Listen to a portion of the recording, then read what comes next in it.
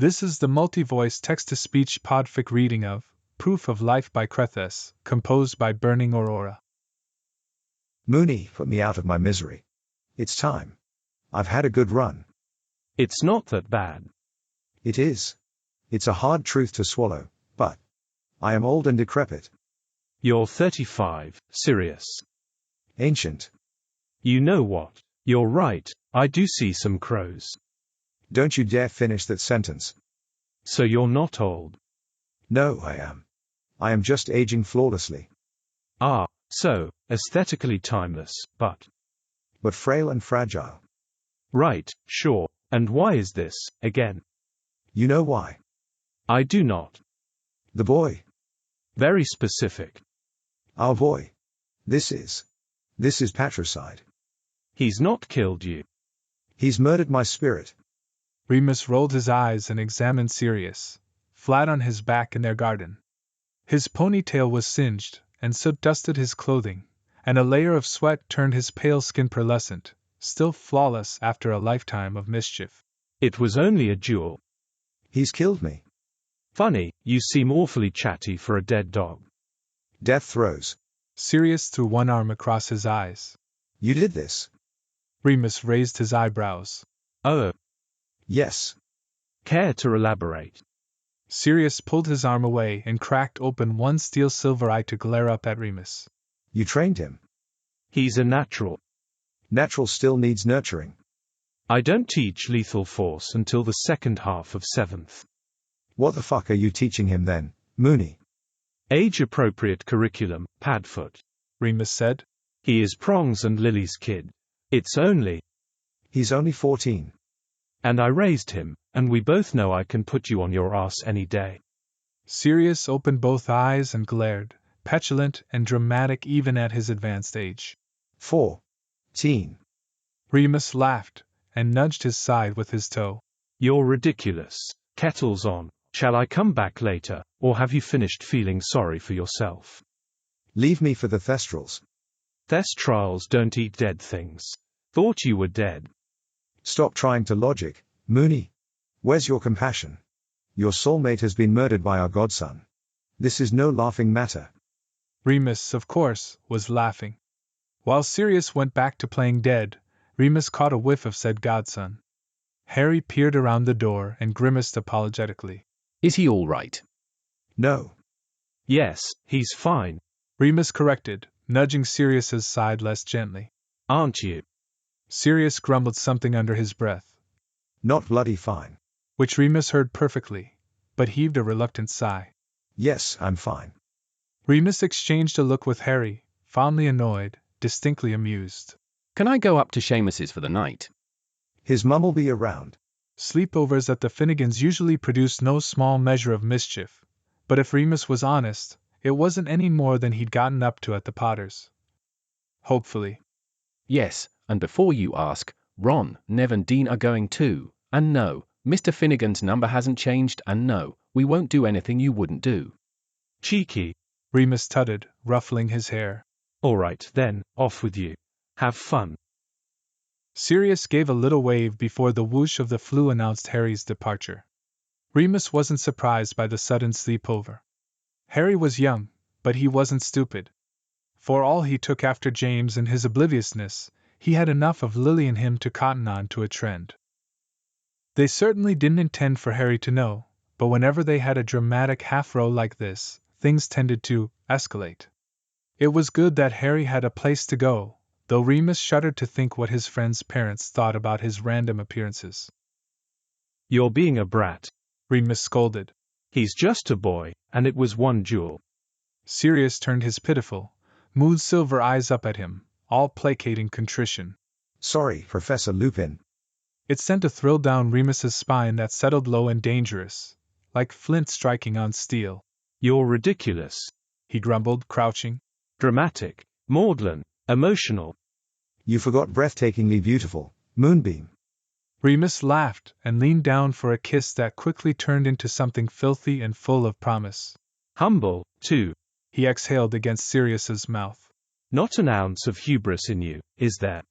Sirius shook his head and hooked Remus's leg with his, drawing him closer until he was straddling Sirius's body.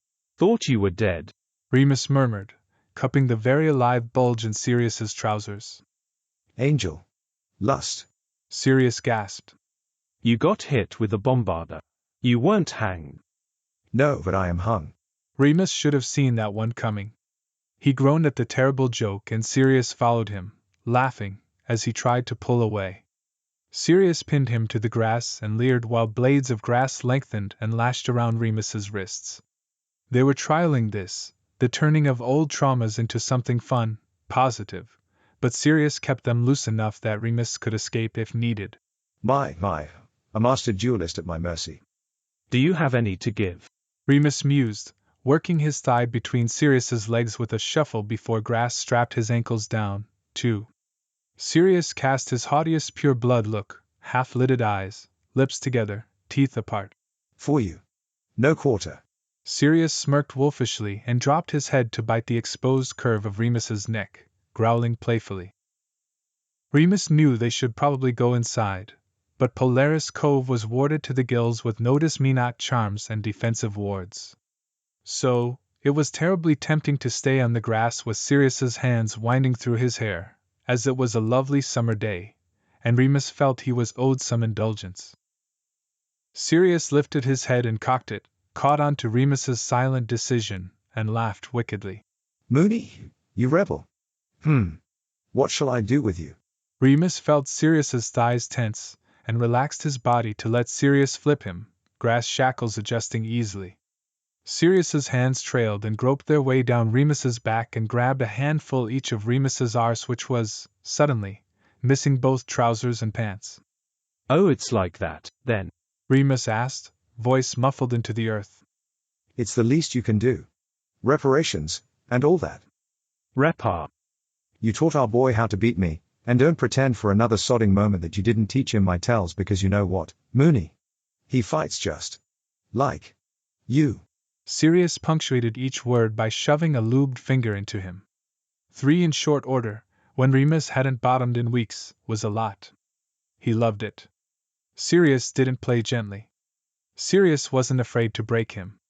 He knew Remus could handle anything he had to give, and if not, well, he was a werewolf. He'd heal quickly. Might as well take advantage of something. Remus rolled his body, relishing the stretch, the fullness, the sheer want radiating from Sirius. So what are you going to do about it? Remus taunted, rewarded by a particularly graceless thrust. Sirius brought his head low again, nipping at the soft skin under Remus's ear. I'm gonna fuck you into the ground, and then your pretty little flowers can use your cum as fertilizer. He hadn't been expecting that, and Remus's brain shorted out as Sirius hauled his hips up, kicked his thighs apart with his knee, and replaced his fingers with his cock in one fluid motion. Remus groaned as his restraints dug into his wrists, and Sirius stilled above him, a silent check-in. That all you've got? Maybe you are getting old. Remus baited, choosing not to be embarrassed by the coarseness of his voice. Sirius landed a firm smack on his arse, a stinging pain that only made Remus laugh into the dirt. His laughter quickly turned into punched-out moans as Sirius started fucking him in a way that hadn't happened since the war, a desperate, brutal pace that Remus could feel in his teeth, in his blood, in his very magical core. He thought for a moment that he might have gone too far with his taunting, but he felt the curve of Sirius's smile along his spine. There was one benefit of growing old, and growing old together. They weren't quick-shot, rowdy youths anymore, and Sirius knew his body. He knew, after 20 years, how to deconstruct Remus and his witty, dry comebacks into a drooling heap on the ground and make him ride the edge without letting him fall. Sirius was relentless, only slowing to spread Remus's arse cheeks with an appreciative hum, watching himself disappear into Remus's fevered body repeatedly. Remus wouldn't be able to recall his father's name if asked, and might get his own wrong, presently.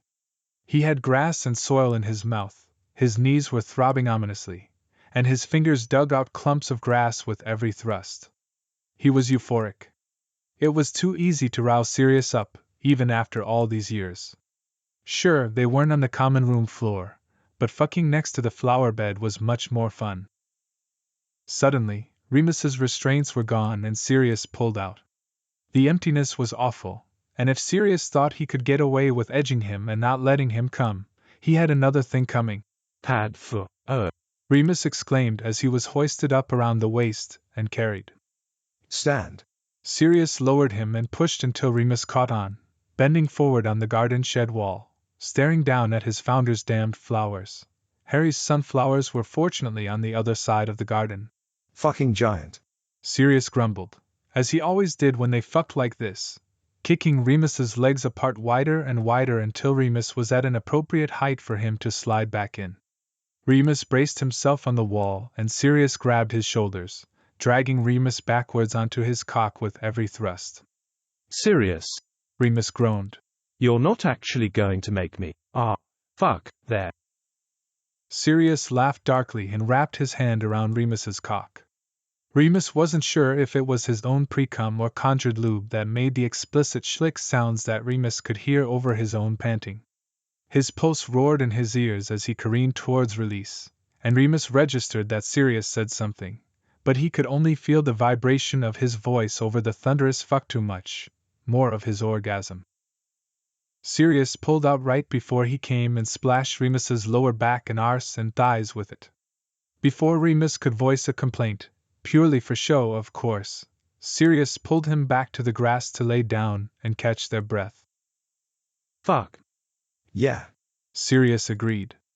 After several long minutes, Sirius asked, Still think I'm getting old? If anyone's getting old, it's me. You're younger than me, Moonshine. Lycanthropy has a way of rapidly aging the body, Starlight. Remus snarked. What? It does, and there's no use denying that I have an expiration date. Sirius frowned and all but threw himself on top of Remus with more grace than Remus thought he'd have after a shag like that. Stop saying that, he growled, real anger sharpening his beautiful face. Let me buy your wolfsbane. Fuck, let me brew it. Something. You don't need to suffer more. You're my husband. Not legally, Remus murmured. Fuck legally. You're my husband. And I'm putting my foot down. Sirius held his gaze, determination and pure, serious black stubbornness pinning him. When Remus sighed and nodded, Sirius kissed him, unhurried and so full of love, Remus could scream. He didn't deserve him, and yet. Besides, someone has to keep me in my place. Remus smiled and tangled their legs together, holding Sirius close. True, let's face it, I'm the only one left who can manage. Alright, you win, wolfsbane it is. Peace settled between them, as warm as the late afternoon Sunday. Remus whispered a sunscreen charm across Sirius's mostly naked body before stilling. Do you think those flowers are going to survive? Don't know what lycanthropy does to plants, actually. Moony. No post-nut clarity chatter, yeah. Shut up and nap with me. Sirius yawned, settling in. Set a timer, yep. Don't want to scar Hazard. Again. Finite. Thanks for listening to this text-to-speech podfic composed by Burning Aurora.